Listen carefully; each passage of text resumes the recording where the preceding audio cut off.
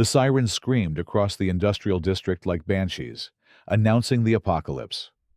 Marcus Washington stood frozen behind the reinforced glass of his office window, watching armed men in tactical gear pour from unmarked vehicles. His fingers pressed white against the windowsill as he counted them. 20. 30. More kept coming. "Sir, you need to get away from the window," his assistant Janet shouted over the chaos below.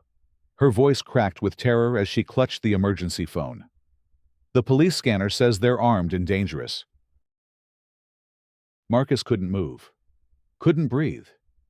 Below him, his life's work was being torn apart by men who moved with military precision.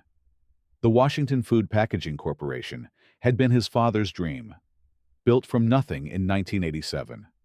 Now it employed 350 people and supplied 60% of the state's food packaging materials. Every grocery store, every restaurant, every hospital relied on what they produced here. A sledgehammer crashed through the main entrance. Glass exploded inward like diamonds catching the afternoon sun. Workers screamed and scattered as masked figures stormed the production floor. Marcus watched his foreman, Big Jim Patterson, throw his massive body between the intruders and a line of terrified women operating the packaging machines. "Get down! Everyone get down!" The voice echoed through the factory's steel rafters. But these weren't police commands. These were the barked orders of predators. Marcus grabbed his phone with trembling fingers. The screen showed 17 missed calls from news stations, government officials, and his wife Teresa.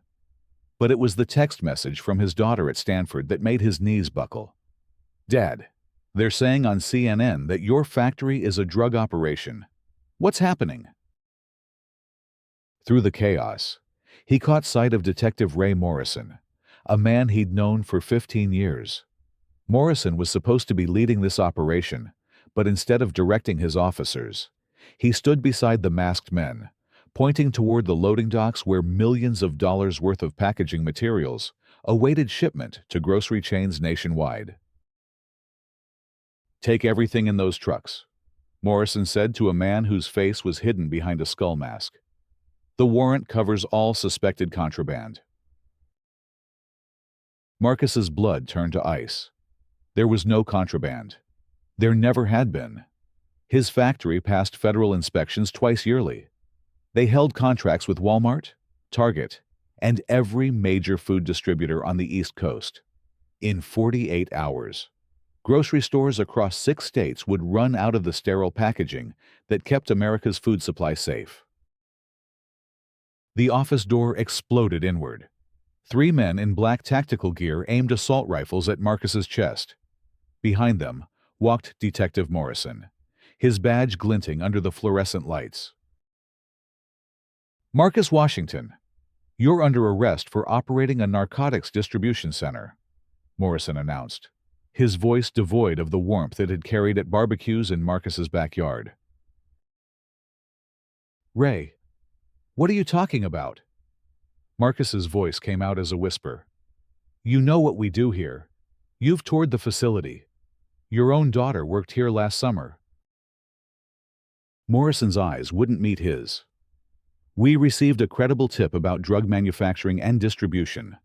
The warrant is comprehensive." "From who? What tip?" But Morrison had already turned away, speaking into his radio. "Sector 7 clear. Begin asset seizure protocol."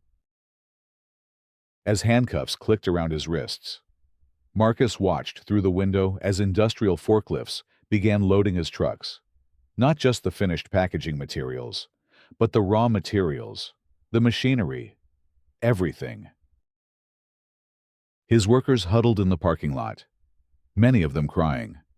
Some had worked here for 20 years. They had mortgages, children, dreams that were being shredded along with the production schedules scattered across the factory floor. Janet followed close behind as they led Marcus toward the exit. "Sir, I've been trying to reach Mrs. Washington. The phones are jammed with reporters." Tell Teresa to take the kids and go to her sister's house in Virginia, Marcus said quietly. Don't let them see the news. Outside, the scene resembled a war zone. News helicopters circled overhead like vultures. Reporters pressed against police barriers, their cameras and microphones thrust forward like weapons. Emergency vehicles lined the street, their lights painting everything in urgent reds and blues. The air tasted of diesel exhaust and something else. Fear. There he is. That's Washington, a reporter shouted. The crowd surged forward, a hurricane of questions and accusations. How long have you been running drugs through your factory? Did you know your packaging was being used to transport narcotics? What do you say to the families affected by the drugs that came through here? Marcus kept his head down, but he could see the images being broadcast live across the nation. A successful black businessman in handcuffs led away from a factory that the news was already calling a sophisticated drug distribution hub. By evening, his name would be synonymous with everything wrong with corporate America. The patrol car's radio crackled with updates that made Marcus's chest tighten. All major grocery chains have been notified of potential contamination. Emergency supply shortages expected within 24 hours. As they drove toward the police station, Marcus caught glimpses of the aftermath through the rear window. His trucks, loaded with legitimate packaging materials, disappeared down the highway toward an undisclosed location, the factory's smokestacks, which had run continuously for 37 years, stood silent against the darkening sky. At the station, Marcus was processed like any common criminal. Fingerprints, photos, paperwork. The booking officer, Sergeant Williams, had bought Girl Scout cookies from Marcus's daughter just 3 months ago. Now he avoided eye contact as he filled out forms. Ray, you have to listen to me, Marcus said as Morrison prepared to leave. Whatever you think you found, you're wrong. We make food packaging. That's it. Check our books, our contracts, our shipping manifests. Everything is legitimate. Morrison finally looked at him, and Marcus saw something unexpected in his eyes. Doubt. The tip came from someone with inside knowledge. They knew details about your operation that weren't public. What details? Shift schedules, loading dock access codes, the location of your security cameras. Morrison's voice dropped to a whisper. Marcus, I've known you for 15 years. I don't want to believe it. But the evidence. What evidence? Show me one piece of evidence that we've done anything wrong. But Morrison was already walking away, his shoulders heavy with a burden Marcus couldn't understand. The holding cell smelled of disinfectant and despair. Marcus sat on the narrow bench, his mind racing through the events of the day. Who could have provided inside information about his factory? Every employee had passed background checks. The security system was state-of-the-art. Nothing made sense. Hours passed before his lawyer, David Chen, arrived. David's usually immaculate suit was wrinkled, his tie askew. He'd clearly rushed from another appointment. Marcus, what the hell is going on? The news is calling this the biggest drug bust in state history. David, they took everything. The trucks, the machinery, even the raw materials we need for next week's production. 350 people are going to lose their jobs because of some insane misunderstanding. David pulled out a legal pad, covered in frantic notes. I've been making calls. The warrant was based on an anonymous tip claiming your factory was processing and distributing narcotics disguised as food packaging. The tipster provided detailed information about your operations. Anonymous. How convenient. There's more. The federal government has frozen all your assets pending investigation. Your bank accounts, the factory, even your personal savings. Teresa can't access anything. Marcus felt the walls of the cell closing in. My kids' college funds? Frozen. The employee's pension fund? Frozen. David, innocent people are going to suffer for something I didn't do. My workers have families, mortgages, medical bills. And what about the supply chain? Every grocery store in 6 states depends on our packaging. David's expression grew grim. That's already becoming a problem. I've been fielding calls from food distributors all afternoon. Walmart's regional manager says they'll run out of sterile packaging by Thursday. Hospitals are concerned about medical supply packaging shortages. The implications hit Marcus like a physical blow. People could get sick. Food contamination. Compromised medical supplies. We're talking about public health disasters.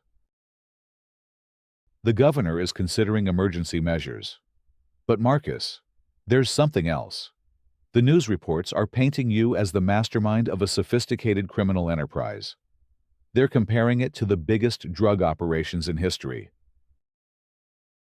Through the small window of the holding cell, Marcus could see protesters gathering outside the police station. Signs reading, "Justice for our communities," and "Corporate criminals must pay," bobbed above the crowd. These weren't random protesters. Someone had organized this, had them ready to go within hours of the raid. David, I need you to do something for me. I want you to review every security camera in that factory. Every frame. Every angle. If someone had inside information about our operations, they had to have been inside our facility. The police have seized all the security equipment. Not all of it. We installed a backup system last year after that break-in attempt. It's hidden in the old water tower on the north side of the property. The footage uploads to a secure server off-site. David made notes furiously. If we can find evidence of someone sabotaging your operations or gathering intelligence... Exactly. But David, be careful. If I'm right about this being a setup, then someone with serious resources and connections is behind it. They got to Detective Morrison somehow. They organized those protesters. They're playing a much bigger game than just destroying my business. That night, alone in his cell, Marcus stared at the ceiling and thought about his father. Samuel Washington had started the business with a $10,000 loan and a dream of creating jobs in a community that desperately needed them. He'd worked 18-hour days, slept on a cot in the office, and reinvested every penny of profit back into the company. Son, his father had said on his deathbed, this business isn't just about making money. It's about dignity. It's about showing the world that we can build something that matters. Now, in a single day, 37 years of dignity had been destroyed by an anonymous phone call. The next morning brought devastating news. David arrived with newspapers and printouts that painted a picture of national crisis. Supply chain collapse threatens food safety, read the headline of the Washington Post. The New York Times led with, "Drug factory shutdown triggers emergency measures." CNN's banner proclaimed, "America's food system under siege." It's worse than we thought, David said, spreading the papers across the small table in the interview room. Grocery stores are rationing packaging supplies. 3 hospitals have postponed non-emergency procedures because they can't guarantee sterile packaging for medical devices. The stock market dropped 200 points yesterday on fears of food contamination.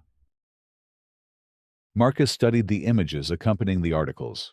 His factory, photographed from helicopter angles that made it look like a fortress. His employees, looking defeated and scared as they spoke to reporters. His own mugshot, which somehow managed to make him look guilty of everything he was accused of. What about the security footage? David's expression changed. That's why I'm here early. I accessed the backup server last night. Marcus, you need to see this. He pulled out a tablet and tapped the screen. Security footage began to play, showing the main entrance of the factory. The timestamp read 3 weeks ago. Watch the woman in the red coat, David said. A middle-aged white woman walked confidently through the main entrance. She wore expensive clothes and carried herself like someone accustomed to authority. But what caught Marcus's attention was how she moved through the facility. She wasn't lost. She wasn't being given a tour. She knew exactly where she was going. Who is she? That's what gets interesting. I ran her image through facial recognition software. Her name is Karen Stanton. She's the Regional Operations Director for Continental Food Systems. Marcus's blood chilled. Continental Food Systems was Washington Food Packaging's biggest competitor. They'd been trying to acquire his contracts for years, offering lowball buyout proposals that Marcus had repeatedly refused. Keep watching, David said. The footage showed Karen moving through restricted areas of the factory, photographing machinery, checking shipping manifests, even accessing areas that required security codes. She spent 4 hours documenting every aspect of the operation. How did she get access codes? That's the million-dollar question. But look at this timestamp. She was here last Tuesday, 3 days before the raid. More footage showed Karen placing small objects near loading docks, in break rooms, and near the main entrance. The camera resolution wasn't good enough to identify exactly what she was planting, but her behavior was clearly covert. David, this woman set me up. It gets worse. I traced her movements after she left your factory. She drove directly to the police station and met with Detective Morrison for 40 minutes. Ray Morrison knew about this 3 days in advance. And there's more. Financial records show Morrison received a $25,000 deposit in his personal account the day after meeting with Karen. The transaction originated from a shell company owned by Continental Food Systems. Marcus felt a mixture of vindication and rage. She bribed him. But we still don't have evidence of what she planted or how she knew your security codes. For this to work in court, we need more. The interview room door opened, and Detective Morrison entered. His face was ashen, his hands trembling slightly. Behind him walked a woman Marcus didn't recognize, wearing a federal badge. Marcus, this is Agent Sarah Thompson from the FBI, Morrison said quietly. She has some questions about your case. Agent Thompson sat across from Marcus, her eyes sharp and intelligent. Mr. Washington, I'm going to be direct with you. We've been investigating Continental Food Systems for antitrust violations and racketeering. Your case fits a pattern we've been tracking. What pattern? False accusations against competitors, followed by asset seizures and acquisition of contracts. You're the 7th business owner in 3 years to be accused of criminal activity after refusing to sell to Continental. Marcus looked at Morrison, whose face had gone pale. Ray, did you know about this? Morrison's voice was barely a whisper. I thought I was doing the right thing. Karen showed me evidence, photographs, chemical analysis reports. She said you were using your packaging operation to distribute drugs to schools and hospitals. What evidence? Agent Thompson pulled out a file folder. Forged documents, fake laboratory reports, planted evidence that would dissolve within hours of exposure to air. It's an incredibly sophisticated operation. But the damage is already done, Marcus said bitterly. My business is destroyed, my reputation is ruined, and 350 people are unemployed. Not necessarily. Agent Thompson's expression grew determined. We've been building a case against Continental for 2 years. Your situation has given us the final piece of evidence we need. Karen Stanton made one crucial mistake. What mistake? She didn't know about your backup security system. We have her on camera planting evidence, accessing restricted areas, and meeting with corrupt law enforcement officials. But more importantly, we have recordings of her phone calls to her supervisors at Continental. David leaned forward. What kind of recordings? Detailed discussions about eliminating competition, buying off police officials, and creating artificial supply shortages to drive up prices. Karen Stanton wasn't just setting up Marcus. She was working to create a monopoly that would control the entire food packaging industry in 6 states. The implications were staggering. Marcus thought about the empty grocery store shelves, the hospitals postponing surgeries, the fear spreading through communities across the region. All of it engineered by a woman who saw human suffering as acceptable collateral damage in a corporate power play. Agent Thompson, when will this information be made public? Today. The federal government is calling an emergency session of Congress to address the supply chain crisis. Karen Stanton, Detective Morrison, and 12 other individuals involved in this conspiracy are being arrested as we speak. Through the walls of the police station, Marcus could hear shouting and confusion, car doors slamming, radios crackling, the heavy footsteps of people running. That's probably Karen being arrested now, Agent Thompson said with satisfaction. Detective Morrison stood up slowly, his career and his life crumbling around him. Marcus, I want you to know that I never intended for innocent people to get hurt. Karen convinced me that you were putting children at risk. Ray, you've known me for 15 years. You've been in my home, met my children, seen what kind of man I am. How could you believe I would hurt kids? Morrison had no answer. He walked toward the door, then stopped. For what it's worth, I'm going to testify against Continental. I'm going to tell the truth about everything they made me do. After Morrison left, Agent Thompson continued briefing Marcus and David. The federal government is treating this as a national security issue. The artificial supply chain disruption could have caused food poisoning outbreaks, medical equipment shortages, even economic panic. Continental's actions endangered millions of people. What happens to my factory? All assets will be immediately returned. The government is also providing emergency funding to restart operations and compensate your employees for lost wages. Additionally, Continental's contracts are being transferred to you as restitution.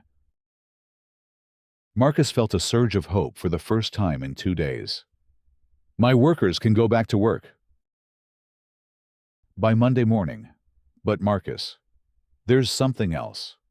The government wants you to testify before Congress about corporate espionage and antitrust violations.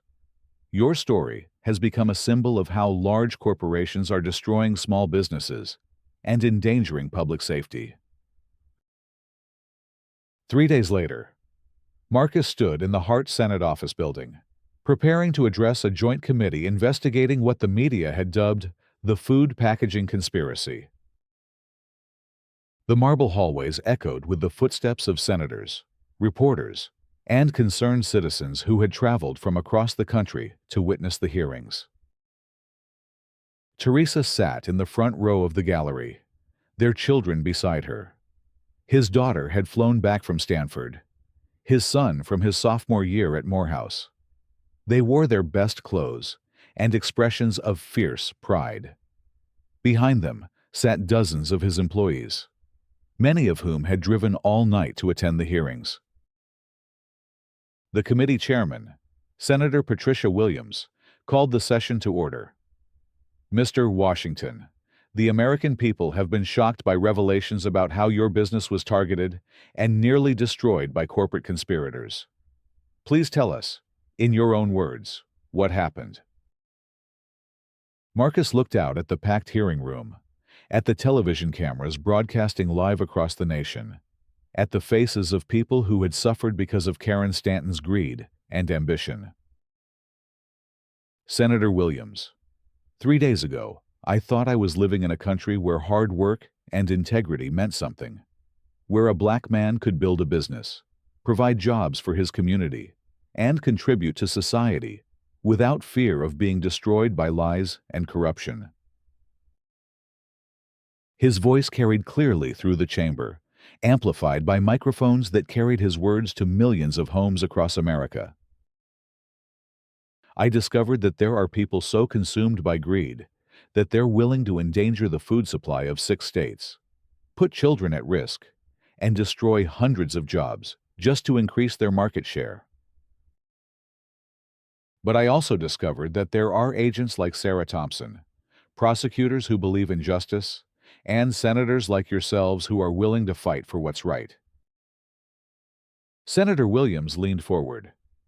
Mr. Washington, Karen Stanton and Continental Food Systems have been charged with racketeering, conspiracy, bribery, and endangering public safety.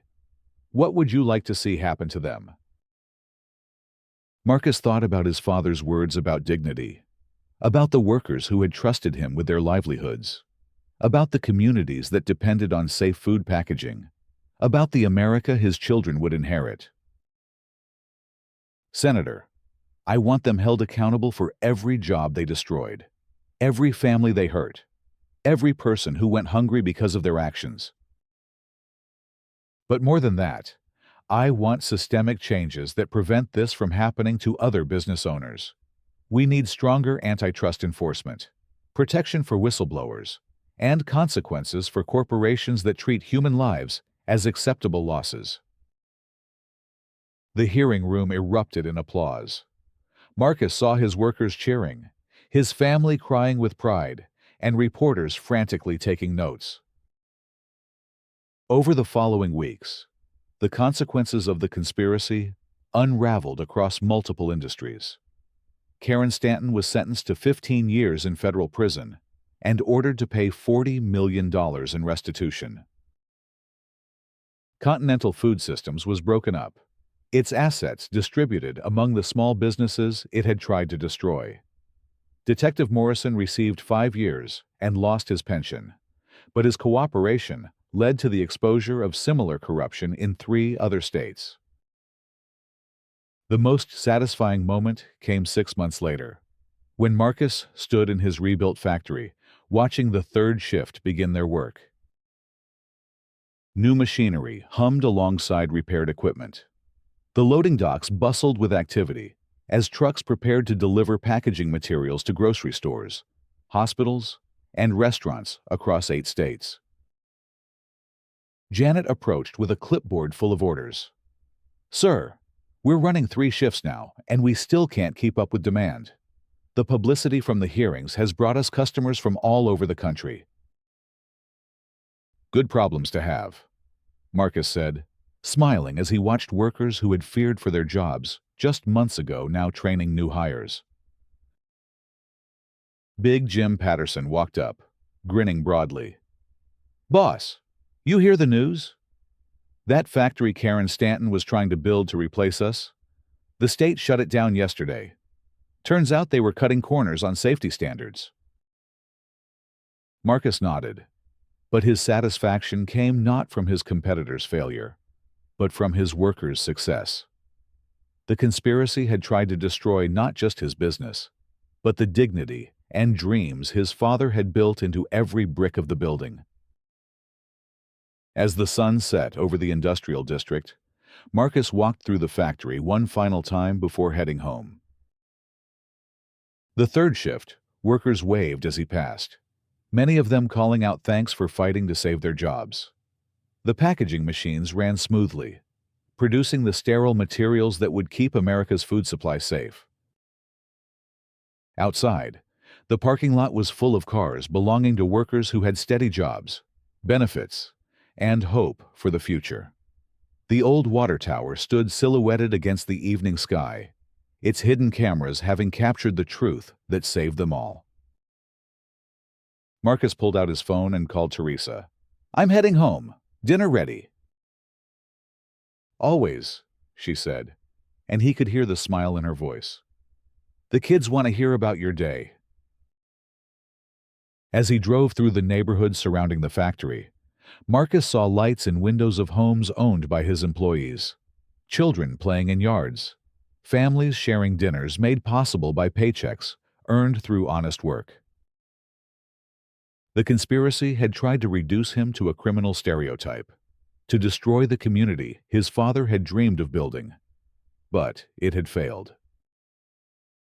Not because of luck or accident, but because when darkness threatens to overwhelm the light, there are always people willing to stand up and fight for what's right. The American dream wasn't just about individual success. It was about lifting up entire communities, creating dignity through work, and proving that justice, however delayed, would eventually prevail. Karen Stanton had forgotten that. It had cost her everything. Marcus smiled as he pulled into his driveway, where his family waited with dinner and stories and plans for tomorrow. The factory would run through the night, its lights visible for miles, a beacon of resilience in a world that sometimes seemed determined to extinguish hope. But hope, like truth, has a way of surviving even the most sophisticated conspiracies. And in the morning, 350 people would wake up knowing that their jobs, their dignity, and their futures were secure. That was worth fighting for. That was worth winning.